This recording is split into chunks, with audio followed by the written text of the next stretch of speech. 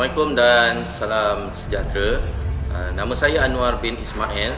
Saya adalah pensyarah daripada Jabatan Kejuruteraan Awam Politeknik Melaka. Saya sebenarnya penyelia bagi projek pelajar Siva, Suanaliza, Vincent dan juga Afiqah.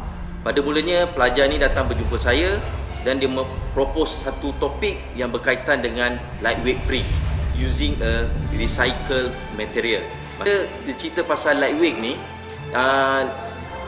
lightweight ni adalah kita kena lihat daripada segi dia punya density dan juga dia punya kekuatan sesuatu brick yang kita nak buat.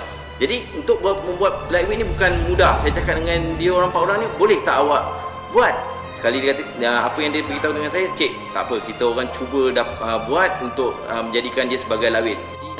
Apa yang saya nampak bila saya dah bagi dia, saya kata okey, you boleh buat.